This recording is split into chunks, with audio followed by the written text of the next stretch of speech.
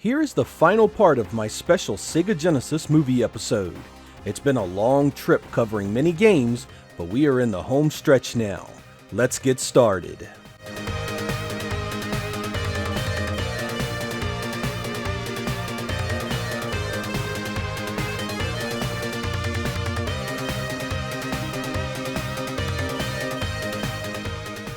In 1992, Arena would release the odd game adaptation of Predator 2. It's a top-down run-and-gun multi-directional shooter that has you fighting every gang member in Los Angeles, in addition to a freaking Predator. What's here isn't so bad, but I also wouldn't say it's particularly great either.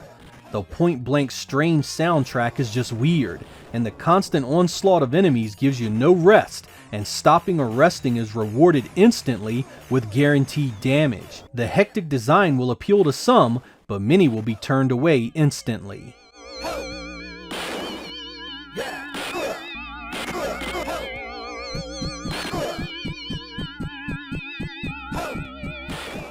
Shortly after the hardware's debut in 1989, we'd get Rambo 3 by Sega themselves. It's an overhead run-and-gun shooter that had a decent variety of weapons and items, and stages that were designed with labyrinth-like qualities. I loved this game as a kid, drawn to the lone wolf mechanics and thrill of taking control of a favorite action hero. Rambo 3 here won't win any awards for graphics or sound, but it has enough going for it to be a great part of any Genesis collection.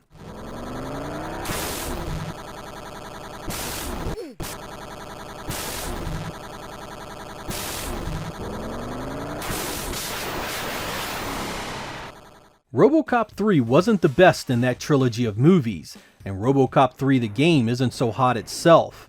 It has some of the worst animation I've ever seen in a game, making our robotic hero walk and shoot terribly awkward. Fortunately, the gameplay fares a bit better than the presentation, and the shoot-'em-up action has its moments. Most of the gameplay is centered on side-scrolling levels, but there are also vertically scrolling levels in there too. Not the best, not the worst, perhaps worth a try to see where your own opinion may fall.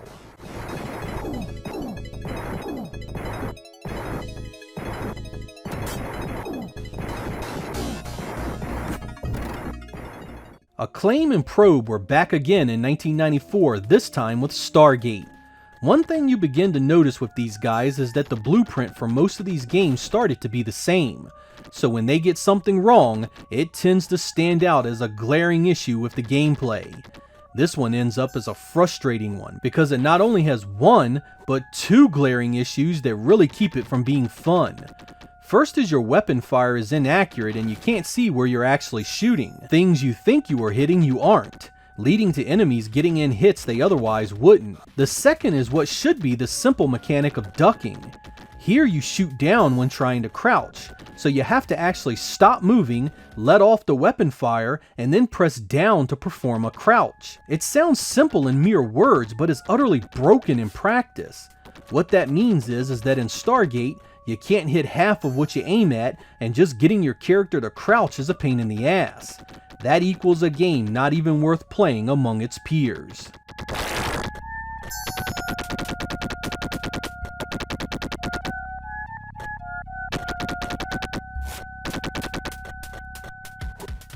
The Terminator was released in 1992 by Virgin Games, and was another movie game developed by Probe.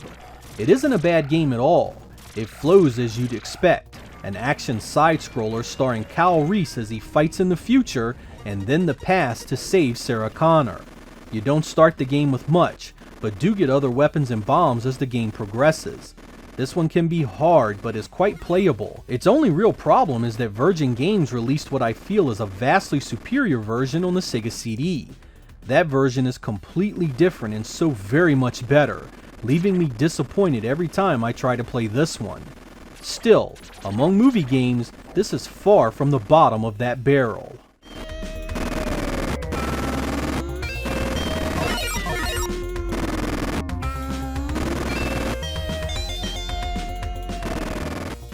The 16-bit era happened to be when the blockbuster film Terminator 2 was released. We'd get two distinct versions of the IP, the first being a light gun game that was compatible with the Sega Menacer. Simply titled T2 the arcade game, Probe was back yet again to do the honors of porting the Midway-made arcade original. Acclaim published it, and while it isn't the best gun game out there, the shocking inclusion of Minister support makes it one of the better games to use that peripheral. It has 2-player co-op, looks fairly good, and can be quite fun in short bursts. Those looking for an accurate arcade port will likely be left disappointed, as there are big changes to graphics, sound, and stage design. If you enjoy gun games though, it comes highly recommended. The second game released was done by Bit Studio and published under Acclaim's Flying Edge branding in 1993.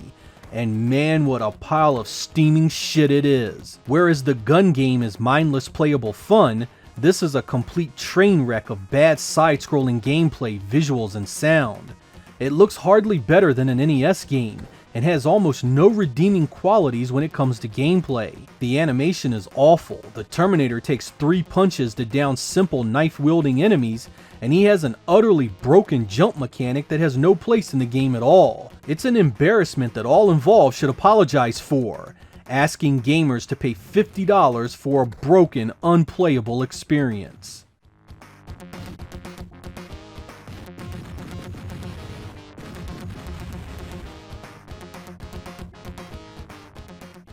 One of the more interesting movie games to be released on the Genesis was 1996's Toy Story, a Traveler's Tales development that was published by Disney Interactive. This late release on the Genesis uses a number of impressive programming methods to make the Genesis do things it couldn't in hardware. Aside from the well-animated side-scrolling levels, you also get superscaler-style vehicle stages, and even raycasted first-person areas that are well above your expectations for the hardware.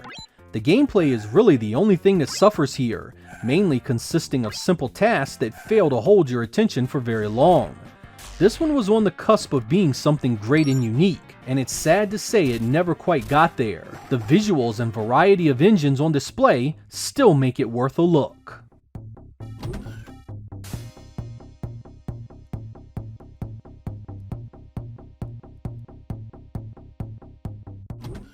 Acclaim and Beam Software were responsible for 1995's True Lies, an overhead run-and gun with lots of blood and some decent animation. Like many of these movie games, it's a pretty average affair that doesn't play so bad once you get used to the control scheme. This would have benefited greatly from a 2-player co-op mode and a slight tweak to how much damage enemies can take. Having to shoot guys 3 times or more to kill them becomes tiring, especially with a screen full of enemies. Otherwise, this didn't turn out nearly as bad as I would have thought.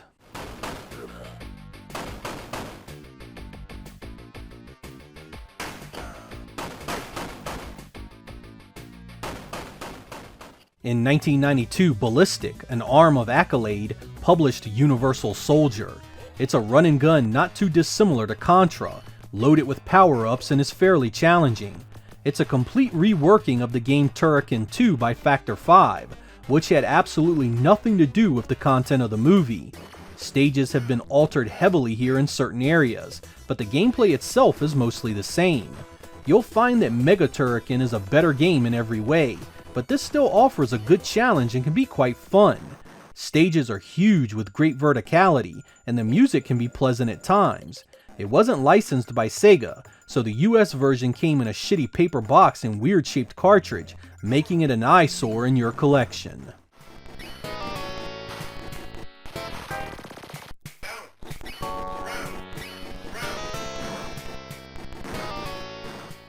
In what is perhaps one of the strangest releases on the Genesis, Acclaim would get Real-Time Associates and Trimark Entertainment to develop Warlock in 1995. Based on the not-so-blockbuster movie of the same name, it's a side-scrolling action game that has you going after the titled character, trying to stop him from ending the world. Your magical powers and potions are all you have, and the Warlock will throw everything from mutated animals to zombies and bats at you. The animation here is really good, and nothing is wrong with the basic gameplay. Its biggest problem is just the lack of any kind of variety to everything. Stage and enemy design begin to blur together a few levels in, and you just start to lose interest. The lack of appeal of the property itself doesn't help either.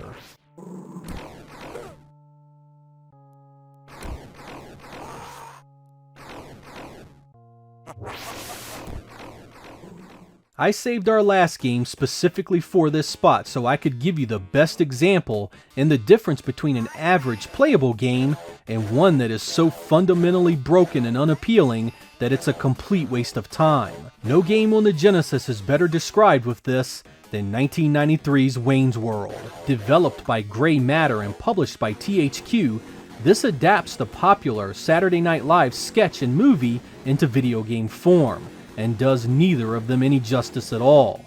First, you are victimized by the atrocious visuals that have no appeal of any kind. Everything is dithered to hell, the animation is terrible, and the characters make you want to vomit. But not so fast. Almost as quickly as your eyes take in this pain, your ears are utterly and completely blown out by quite possibly the worst sound effects and music a video game has ever produced. I mean, I thought games like Marble Madness on the Genesis were rough, but this shit stain of a game makes that look like Beethoven's Symphony No. 5. Every attack is accompanied by a terrible guitar effect and consistently repeated voice samples that just make you want to gouge your ears out. Stopping here, I feel the game has committed enough sins to make anyone not want to play it. Yet it continues on a downward spiral that just has to be discussed. Stage and enemy design consists of things that have no rhyme or reason to them. Why the hell does a music store and pool hall have multiple floors with nothing connecting them? Why am I being attacked by disco balls, bagpipes, and other musical instruments? Why is free-flowing electricity everywhere? Why are random objects flying across the screen and through walls, taking life from me? I understand certain liberties need to be taken with an IP to make it an action game, but this takes every opportunity to be just an asinine assortment of ideas that fail to make a cohesive whole. It isn't just one of the worst movie games on the Genesis, it's one of the worst games on the platform, period. That rare blend of broken graphics, sound, stage design, and gameplay that isn't just bad, it's unbelievably offensive to the hobby in general. It makes every other game seen on this list look better next to its harsh light of just how bad things can be in a game. The team that did this also has their name on the Saturn title The Crow City of Angels. They managed across 2 generations of consoles to make 2 of the worst games ever, traumatizing all who experienced them.